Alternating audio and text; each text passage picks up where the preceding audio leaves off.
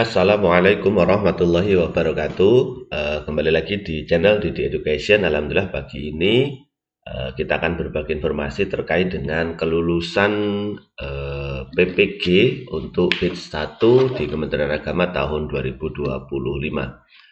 Hasil rakor Bapak Ibu yang dilakukan oleh Panitia Pusat di Kementerian Agama bahwa hari Minggu kemarin tanggal 13 Juli 2025 sudah diputuskan hasil rapat pleno akhir penetapan kelulusan peserta PPG tahun 2025 untuk batch 1.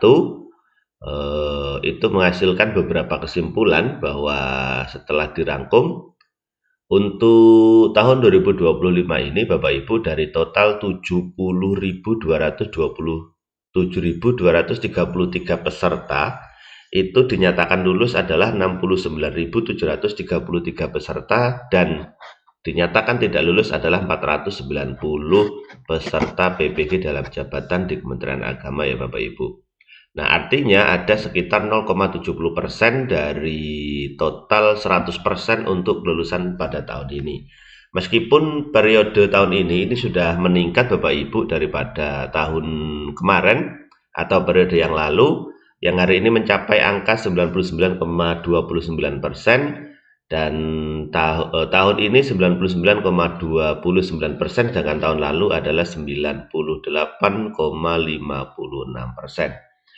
Nah, melihat dari rekap hasil pengumuman itu Bapak Ibu setelah ditotal dari masing-masing provinsi baik dari Jawa Timur sampai kepada Kalimantan Utara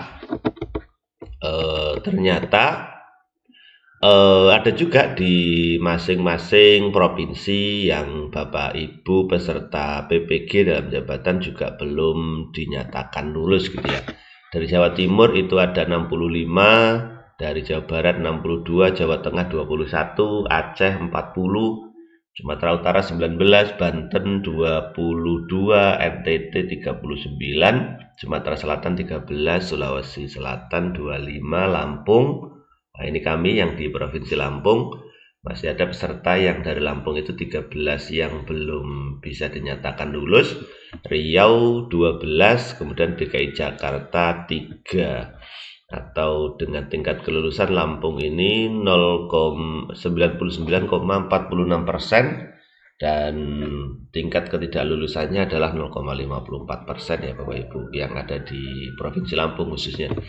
Kemudian NTT itu tidak lulus ada 9, Kalimantan Selatan 9, Kalimantan Barat 8, Sumatera Barat 8, Jambi agak lumayan ini Jambi 17, kemudian Kalimantan Tengah 10, Bali 5, Sulawesi Tengah 3, Sulawesi Tenggara 6, Sulawesi Barat ada 11, Maluku 11, Daerah Istimewa Yogyakarta cukup sedikit hanya 3 saja. Dan pesertanya juga cukup sedikit, ini hanya 553. Kemudian di nomor 25 ada Provinsi Kalimantan Timur, tidak lulus 3, kemudian Bengkulu 3, Papua 2, kemudian Kepulauan Riau 2, Maluku Utara 7, Sulawesi Utara 2, Papua Barat 0, kemudian Gorontalo 4, Bangka Belitung 0, 100% artinya Kalimantan Utara 1. Nah, dari total semua adalah 458. Jadi tingkat lulusan hari ini adalah 99,35 gitu ya Bapak Ibu. Nah, kemudian dari 458 itu Bapak Ibu direkap sesuai dengan bidang studi yang kemarin ikut PPG dalam jabatan. Ternyata peringkat tertinggi dicapai oleh pendidikan agama Islam yang mencapai ketidaklulusan adalah 151 peserta ya Bapak Ibu. Ini mungkin karena gurunya sudah senior sepuh gitu ya.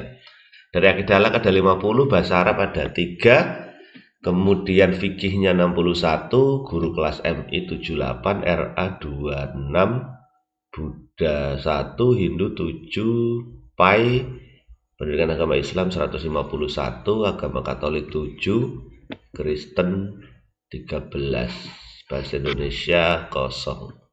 Quran hadis ada 47, cukup lumayan banyak, dan SKI ada 14.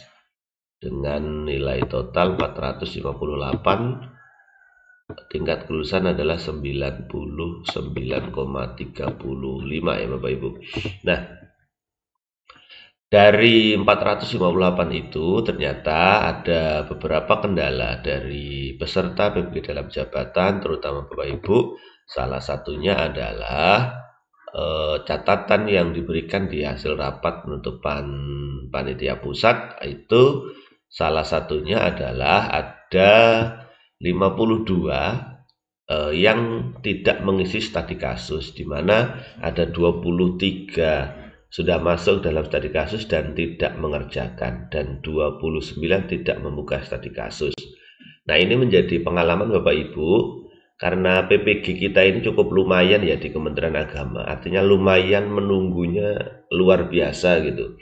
Dan ini sangat betul sekali, saya pribadi sebagai penilai UKIN di Kementerian Agama, bahwa kemarin juga ada beberapa Bapak Ibu guru kita yang ya mungkin faktor usia gitu ya, jangankan untuk mengetikkan nilai studi kasus. Jadi karena di UP, di uji pengetahuan, dan UKIN itu kan kami menilai berdasarkan RPP yang dibuat Bapak Ibu dan video pembelajaran yang Bapak Ibu upload gitu ya. Kemudian untuk studi kasus itu mengisi atau mengerjakannya kan bareng dengan UP. Hanya studi kasus itu ada 4 refleksi studi kasus yang kemudian digandengkan dengan kegiatan UP, dan itu harus Bapak Ibu baca dan Bapak Ibu isi gitu. Nah, kami selaku tim penilai banyak sekali menemukan yang ada yang belum terisi, ada yang mungkinnya sangat singkat sekali, dan segala macam. Nah, ini menjadi perhatian Bapak Ibu yang sedang dalam PPG, baik batch 2, 3, 4 atau batch selanjutnya di Kementerian Agama, untuk lebih fokus lagi terkait dengan materi-materi yang diajarkan untuk mampu menjawab soal-soal UP dan tentunya mampu untuk menyelesaikan studi kasus. Jadi satu, kuasai IT, terutama penggunaan laptopnya, bagaimana mengeklik jawabannya, menguasai materinya, dan mampu mengetikkan jawaban dengan cepat karena waktunya juga terbatas Bapak Ibu. Nah, mumpung Bapak Ibu masih di batch-batch selanjutnya, ini menjadi pelajaran bersama, mudah-mudahan di tahun-tahun atau di periode berikutnya bisa 100% gitu Bapak Ibu untuk tingkat kelulusan.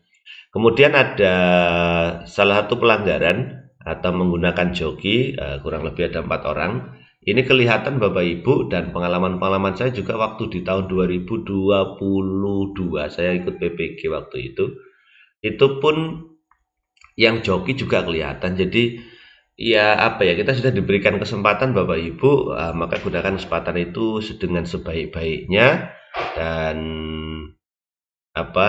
jangan sampai kita menggunakan cara-cara kotor untuk bisa lulus dari PPG ini. Yakinlah Bapak Ibu, ketika kita berusaha, kita berikhtiar, kita berdoa, yakin Allah akan memberikan jalan, dan tentunya untuk kebarokahan kita semua.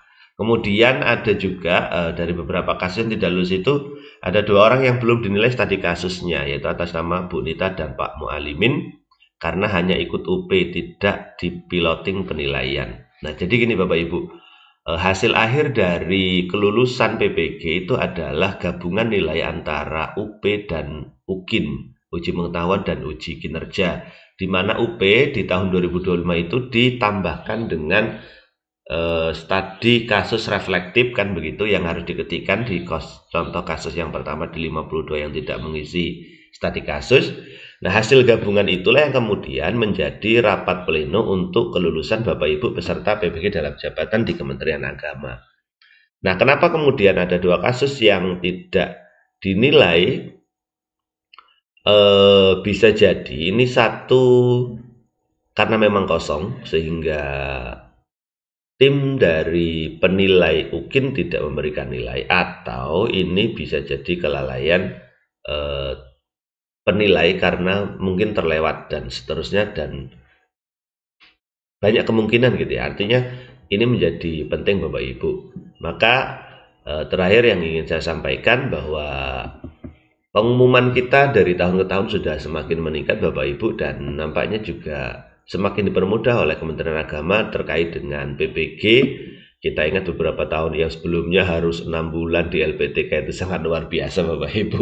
Dulu kami 3 bulan harus ke LPTK, sungguh luar biasa. Dan hari ini hanya 40 hari online, jadi gunakan waktu sebaik-baiknya Bapak Ibu. Kesempatan tidak datang 2 kali. Mudah-mudahan Bapak Ibu yang melihat, mendengarkan apa yang disampaikan hari ini dinyatakan lulus, dan yang belum lulus tetap semangat, masih ada UP selanjutnya gitu ya Bapak Ibu. Kalau ketika dinyatakan UP yang tidak lulus, dan akan ada UKIN selanjutnya jika memang dinyatakan UKIN yang tidak lulus ya Bapak Ibu. Mudah-mudahan Bapak Ibu yang sedang ikut PPG batch selanjutnya bisa lulus 100%. Mudah-mudahan informasi ini bermanfaat. Nantikan informasi-informasi selanjutnya Bapak Ibu.